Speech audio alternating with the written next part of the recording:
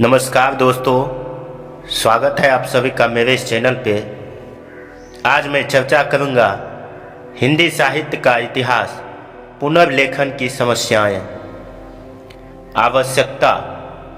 हिंदी साहित्य के इतिहास के पुनर्लेखन की आवश्यकता है। इस विषय में दो मत नहीं हो सकते। इसके स्पष्ट दो कारण हैं: साहित्य चेतना का विकास और नवीन शोध परिणाम। प्रत्येक युग में साहित्य चेतना में निरंतर परिवर्तन या विकास होता रहता है। वर्तमान युग का साहित्य चिंतन वैसा नहीं है जैसा आचार्य शुक्ल के समय में आज से 40 वर्ष पूर्व था। यद्यपि साहित्य के मौलिक प्रतिमान अधिक नहीं बदलते, फिर भी बदलते हुए युगबोध के कारण परिप्रेक्ष्य, प्रविधि, प्रक्रिया आदि में परिवर्तन निश्चय ही होता है। दूसरा प्रमुख कारण यह है कि पिछले दशकों में हुए निरंतर अनुसंधान के फलस्वरूप प्रचुर नवीन सामग्री प्रकाश में आई है और अनेक स्वीकृत तथ्यों का संशोधन हुआ है, जिनसे पूर्ववर्ती निर्णय और निष्कर्ष अनिवार्यतः बदल गए हैं।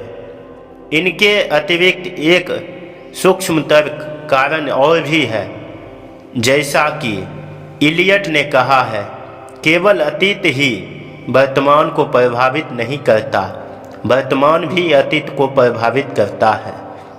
इस तर्क से प्रत्येक युग में साहित्य के नए विकास रूप उसके पूर्व रूपों के मूल्यांकन को प्रभावित करते रहते हैं। उदाहरण के लिए, मिश्र बंधुओं के समय में श्रेष्ठ कवियों की जो परंपरा थी, उसमें मैथिली शरण गुप्त, प्रसाद, निराला, पंत आदि के आविर्भाव के बाद निश्चय ही परिवर्तन हो गया। हिंदी महाकाव्य परंपरा में रामचरितमानस और रामचंद्रिका आदि का स्थान निर्धारण करने के लिए प्रिय प्रवास, साकेत और कामायनी की रचना के बाद आज फिर से विचार करना पड़ेगा। किसी श्रृंखला में जब नई कड़ियाँ जुड़ती है तो स्वभावतः पुरानी कड़ियों की स्थिति पूर्ववत नहीं रह जाती। अतः नवीन शोध परिणामों के आधार पर विकासशील साहित्य चेतना के आलोक में संपूर्ण परिदृश्य का पुनरावलोकन सर्वथा आवश्यक है। दो मौलिक प्रश्न। हिंदी साहित्य के इतिहास के संदर्भ में दो मौलिक प्रश्नों का समाधान कर लेना आवश्यक है। पहला, हिंदी का स्वरूप विस्तार कहाँ तक है? दूसरा, साहित्य की सीमा क्या है? हिंदी का स्वरूप विस्तार का प्रश्न कुछ राजनीतिक कारणों में उलझ गया है।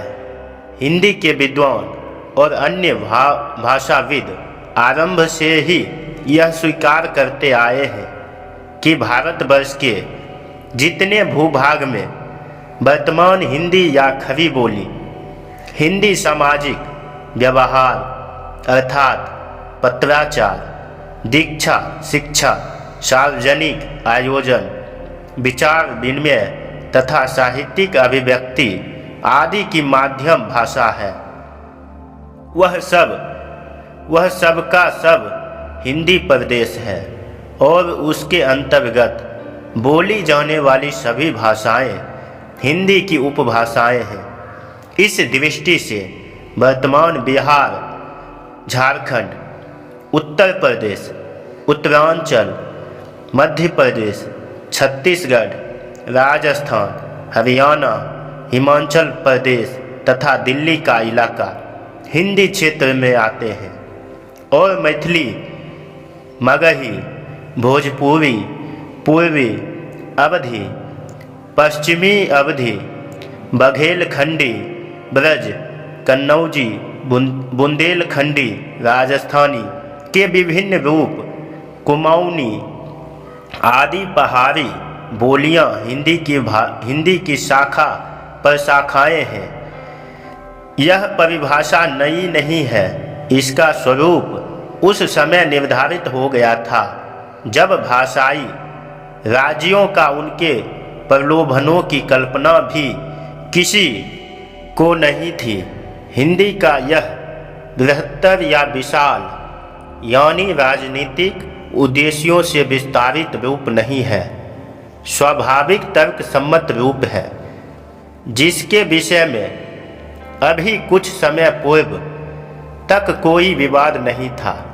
लेकिन इधर यह विवाद जोर पकड़ रहा है। एक मत यह है कि हिंदी का अर्थ वर्तमान हिंदी या खरी बोली हिंदी ही है।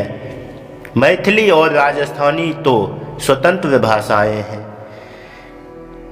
भाषा विज्ञान के आधार पर उनकी प्रकृति और प्रवृत्ति हिंदी से अत्यंत भिन्न है। अवधि और ब्रज का भी अपना पृथक अस्तित्व है। ये दोनों एक दूसरे से भी भिन्न हैं और वर्तमान हिंदी से भी यह नारा हिंदी विरोधी शिविर से उठाया गया है और हिंदी के भूकुछेक अधिक प्रगतिशील लेखक इसमें शामिल हो गए हैं। मैथिली को तो साहित्य अकादमी जैसी संस्था ने मान्यता दे ही दी है और उसके साहित्य के स्वतंत्र प्रकाशन तथा अध्ययन अध्यापन का क्रम चलने लगा है। अब राजस्थानी को भी साहित्य अकादमी ने स्वतंत्र भाषा की मान्यता दे दी है। ब्रज तथा अवधि जिनका साहित्य कहीं अधिक समृद्ध है और भी औचित्यपूर्वक यह दावा कर सकती है। दूसरा मत विस्तारवादी है, जिसके अनुसार उर्दू भी हिंदी का ही उपभाषा है और ब्रज भाषा आदि की तरह उर्दू का साहित्य भी हिंदी साहित्य का ही अंग है। नागरी प्रचारिणी सभा तथा भारतीय हिंदी परिषद के इतिहासों में उर्दू साहित्य के विकास का भी निरूपण किया गया है। इस विषय में हमें संतुलित दृष्टि से विचार करना चाहिए। एक बात तो यह साफ है कि उर्दू का हिंदी साहित्य के इतिहास में अंतर्भाव करना उचित नहीं है। प्रसाद और इकबाल को भी एक ही भाषा के कवि मानना संगत नहीं है। इसमें संदेह नहीं कि दोनों में कुछ तत्व समान हैं, परंतु असमान तत्व कहीं अधिक हैं। अतः हिंदी साहित्य के इतिहास में उर्दू के समावेश का बरबस प्रयास करना व्यर्थ है। मैथिली और राजस्थानी साहित्य का इतिहास आदिकाल से ही हिंदी साहित्य के साथ संबंध रहा है और विद्यापति, चंद, नरपति नालह, पृथ्वीराज आदि कवियों को हिंदी साहित्य के इतिहास में निरंतर महत्वपूर्ण स्थान प्राप्त होता रहा है। परंतु भाषा की कठिनाई के कारण साथ ही पर्याप्त शोध सामग्री का प्रकाशन न होने से इन भाषाओं के कवि, लेखकों तथा उनकी कृतियों के साथ उचित न्याय नहीं हुआ। परवर्ती शोध के परिणाम स्वरूप इन दोनों भाषाओं का समृद्ध इतिहास, समृद्ध साहित्य प्रकाश में आया। राजस्थानी में रासो, मुक्तक, वीर काव्य तथा नीति काव्य की समृद्ध परंपरा तथा गद्य के विविध रूपों के पुष्ट उदाहरण मिलते हैं और इधर मैथिली के गीति काव्य का माधुर्य भी अपूर्व है। इसी प्रकार गुरुमुखी में लिपिबद्ध हिंदी गद्य पद्य का प्रचुर साहित्य भी आज उपलब्ध है, जिससे हिंदी साहित्य का इतिहासकार या तो अनभिज्ञ रहा है या पंजाबी की रचनाएं समझकर उनकी उपेक्षा करता रहा है। इस संपूर्ण वाङ्मय का हिंदी साहित्य के इतिहास में विवेकपूर्ण उपयोग करना चाहिए, क्योंकि हिंदी की ही सही परिभाषा के अनुसार यह सब हिंदी साहित्य का ही अंग है। कुछ ऐसा ही शंका आदि काल की हिंदी के विषय में भी उठती है। उस समय की हिंदी का स्वरूप अपभ्रंश, डिंगल पिंगल और सीमांतवर्ती क्षेत्रों में गुजराती, पंजाबी आदि भाषाओं के साथ इस प्रकार उलझा हुआ है कि इतिहास भी भ्रम में पड़ जाता है। वह वस्तुतः भारतीय भाषाओं का उद्भव काल है, जिसमें प्रायः सभी के स्वरूप अनिश्चित और अस्थिर है। इसलिए हिंदी में कुछ एक पूर्ववर्ती निकटवर्ती भाषा रूपों का अंतर्भाव हो जाना स्वाभाविक है। अतः इस विषय में अधिक शुद्धतावादी दृष्टिकोण अपनाना ठीक नहीं होगा। व्यावहारिक दृष्टिकोण यही है कि ऐसी सभी रचनाओं को, जिनके अधिकांश भाषिक रूप हिंदी की उपभाषाओं के भाषिक रूपों से अभिन्न है, हिंदी के अंतर्गत मान लेना चाहिए। दूसरा प्रश्न यह है कि इतिहास के संदर्भ में हिंदी साहित्य की सीमा कहाँ तक मानी जाती है। सत्य तो यह है कि इस विषय में भी हमारा दृष्टिकोण व्यापक ही होना चाहिए और रस के साहित्य के अतिरिक्त ज्ञान के साहित्य का भी इसमें अंतर्भाव करना चाहिए। यह ठीक है कि साहित्य का अर्थ मूलतः यहाँ भी सृजनात्मक साहित्य ही है और एक सीमा से आगे संपूर्ण वाङ्मय को उसके साथ समेटना संभव नहीं है। मध्य युग में यजुर्वेद, ज्योतिष आदि शास्त्र तथा सांप्रदायिक साहित्य आदि सभी कुछ पद्य में ही लिखित हैं और गद्य में भी अनेक कच्ची पक्की टीकाएँ, वचनिकाएँ, वार्ताएँ, ख्यातें और बातें मिलती हैं।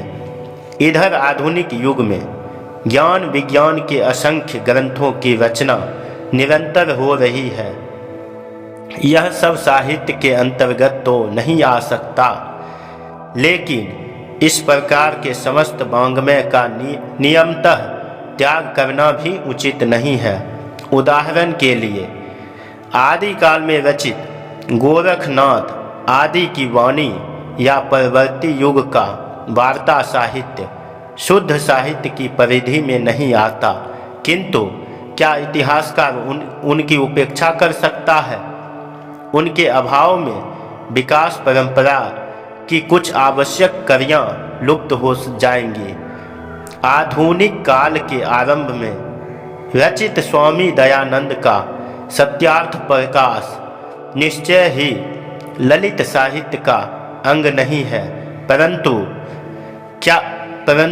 क्या आलोचना की भाषा के विकास का अध्ययन उसके बिना संभव है? इसी प्रकार वर्तमान युग में भी ज्ञान के साहित्य के ऐसे अनेक गौरव ग्रंथ हैं जिनका उल्लेख इतिहास में करना अनिवार्य है। एक ओर भाषा विज्ञान, पाठ विज्ञान, कोश विज्ञान, पत्रकारिता आदि और दूसरी ओर दर्शन, इतिहास, भूगोल, राजनीतिक शास्त्र आदि के क्षेत्रों में उपलब्धियां कथ्य की दृष्टि से साहित्य के अंतर्गत भले ही नहीं आती, किंतु वे प्रकारांतर ऐसे गद्य शैली के विकास में योगदान करती है, इसका निषेध नहीं किया जा सकता। अतः इतिहासकार को भी यहाँ भी विवेकपूर्वक प्रमुख और गौण का भेद करते हुए वाङ्मय के दोनों रूपों को स्वीकार करके चलना चाहिए। अर्थात रस के साहित्य को प्रधान विषय बनाकर उसके पोषक रूप में ज्ञान के साहित्य का आकलन करना चाहिए। आधार स्रोत: पिछले 4 दशकों में निरंतर अनुसंधान के फलस्वरूप अनेक नवीन आधार स्रोतों का उद्घाटन हुआ है और प्रचुर सामग्री प्रकाश में आई है। वर्तमान सदी के प्रथम चरण तक इस प्रकार के साधन अत्यंत सीमित थे और इतिहासकार को प्रायः सभा की खोज रिपोर्टों या विद्वानों के व्यक्तिगत प्रयासों पर ही निर्भर करना पड़ता है। परंतु आज सभी क्षेत्रों में अनेक संस्थाएं व्यवस्थित रूप से कार्य कर रही है और नित्य नवीन सामग्री का प्रकाशन हो रहा है। स्वभावतः इन शोध परिणामों का उपयोग करना इतिहासकार के लिए आवश्यक हो गया है, परंतु इस विषय में काफ़ी सावधान होकर कार्य करना चाहिए। इतिहास में ऐसी सामग्री का ही उपयोग करना चाहिए जिसकी प्रामाणिकता असंदिग्ध है। संदिग्ध सामग्री का भी यदि वह साहित्य के विकास की दृष्टि से महत्वपूर्ण है उस उल्लेख करना आवश्यक हो सकता है, परंतु उस पर प्रश्नवाचक चिन्ह अवश्य रहना चाहिए। हमारे साहित्य की काफ़ी महत्वपूर्ण सामग्री ऐसी भी है जिसकी अप्रामाणिकता सिद्ध हो चुकी है, उसके प्रति मोह अनुचित है और इतिहासकार के सामने वस्तु स्थिति को स्वीकार करने के अतिरिक्त और कोई विकल्प नहीं है। किंतु प्रामाणिकता के प्रश्न भी अत्यंत सतर्कता की आवश्यकता है। प्रत्येक नवीन शोध परिणाम प्रामाणिक नहीं होता। प्रमाण सिद्ध स्थापनाओं को भी समय सिद्ध होने में देर लगती है। अतः नवीनतम के प्रति आग्रह भी इतिहास का गुण नहीं है। जिस प्रकार अप्रामाणिक मान्यताओं से चिपके रहना गलत है, उसी प्रकार हर नई कच्ची पक्की स्थापना के आधार पर समय सिद्ध धारणाओं को नकारना भी खतरनाक है। मौलिकता का प्रश्न: इतिहास के क्षेत्र में मौलिकता का केंद्र बिंदु है परिकल्पना अर्थात विकास परंपरा का परिवर्तन। वास्तव में इतिहास लेखन ऐतिहासिक अनुसंधान का पर्याय नहीं है। ऐतिहासिक अनुसंधाता जहां नवीन तथ्यों के अन्वेषण और उपलब्ध तथ्यों के नवीन आख्यान पर बल देता है, वहीं इतिहास लेखन इन दोनों दिशाओं में एक सीमा से आगे नहीं बढ़ सकता। उसके लिए नवीन की अपेक्षा प्रामाणिक और समय सिद्ध का अधिक महत्व है।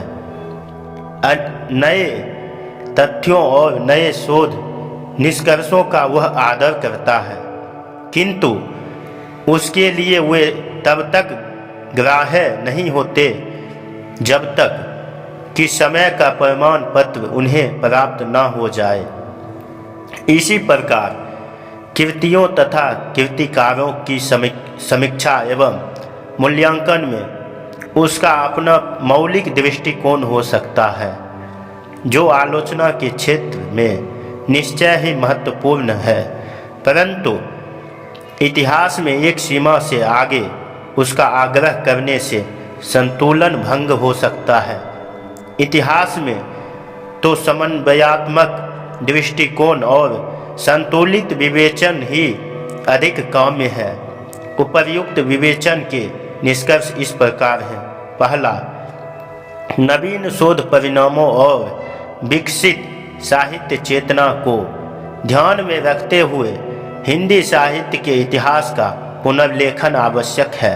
दूसरा, ऐतिहासिक दृष्टि और आलोचना शक्ति से युक्त एक लेखक यदि यह कार्य संपन्न कर सके तो उत्तम होगा, किंतु यदि यह संभव ना हो तो निश्चित परियोजना के अंतर्गत निदेशक सिद्धांतों का निर्धारण कर कुछ लेखकों का समुदाय घनिष्ठ संपर्क सहयोग के आधार पर यह अनुष्ठान पूरा कर सकता है।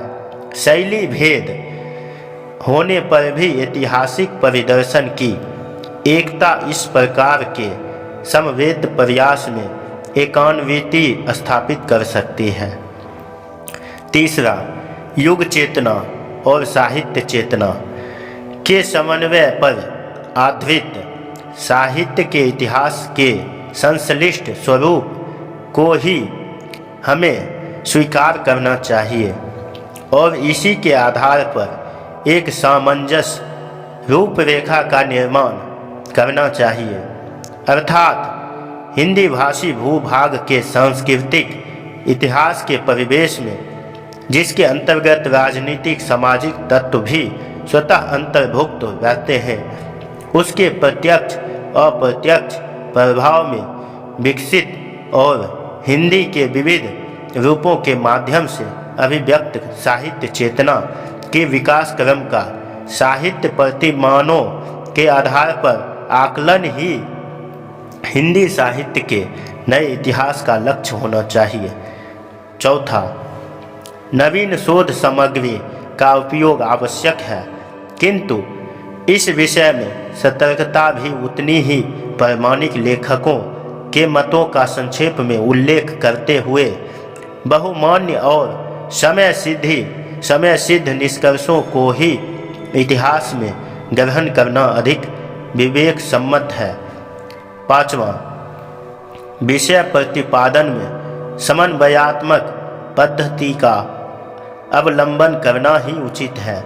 बल तो साहित्य परंपरा अर्थात साहित्यिक कृतियों के परस्पर संबंध के निरूपण पर ही रहना चाहिए, किंतु प्रकृति विश्लेषण तथा प्रमुख कवि लेखकों और कृतियों के योगदान एवं स्थान निर्धारण का भी साहित्य के इतिहास में उतना ही महत्व है।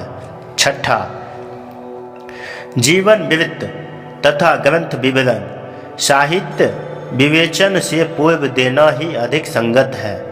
कुछ इतिहास ग्रंथों में जैसे लिगुई और कैजामिया के अंग्रेजी साहित्य के इतिहास में इस प्रकार का विवरण पाद टिप्पणी के रूप में देने की व्यवस्था है, जो विवेचन की स्वच्छता की दृष्टि से ग्राह्य हो सकती है। सातवां, समानुपात की रक्षा और उचित मूल्यांकन के लिए इतिहास के समग्र रूप की कल्पना और उसके अनुसार पूर्व योजना तथा रूपरेखा की रचना अनिवार्य है। विषय विवेचन का कलेश्वर विषय के महत्व के अनुरूप ही होना चाहिए, अन्यथा संतुलन और परिदर्शन में व्याघात उत्पन्न हो सकता है।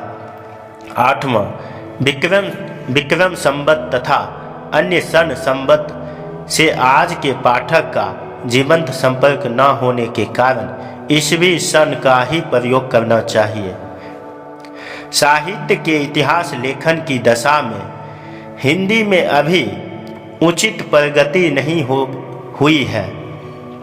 अन्य भाषाओं में स्थिति और भी खराब है। इसका कारण यह है कि इतिहास विधा की हमारे देश में विकसित परंपरा नहीं रही है और आज भी हम इस दशा में विशेष उन्नति नहीं कर पाए हैं। परिणाम यह है कि 100 से ऊपर इतिहास ग्रंथों के प्रकाश के बाद भी हिंदी में सर्वाधिक प्रामाणिक इतिहास आचार्य शुक्ल का ही है, जिसकी रचना सन 1929 में हुई थी। यह स्थिति हिंदी के गौरव के अनुकूल नहीं है, विशेषतः तब जबकि हिंदी का आलोचना साहित्य इतना समृद्ध हो चुका है। नागवी प्रचारिणी सभा ने बृहत इतिहास की ही योजना द्वारा एक महान अनुष्ठान का उपक्रम किया है। इस प्रकार के सार्वजनिक कार्य की अपनी सीमाएं होती है, फिर भी इस महत्व प्रयास के फलस्वरूप साहित्य सामग्री की एक विशाल राशि भावी इतिहासकार के लिए एकत्र हो गई है और हमारा विश्वास है कि शीघ्र ही साहित्य की कुछ प्रमाणिक इतिहास हमें हिंदी में उपलब्ध हो सकेंगे। वीडियो को देखने के लिए बहुत बहुत धन्यवाद। हमारे चैनल पे नए हैं तो चैनल को सब्सक्राइब करें, वीडियो को लाइक करें, शेयर करें। बहुत बहुत धन्यवाद, शुक्रिया, फिर मिलेंगे।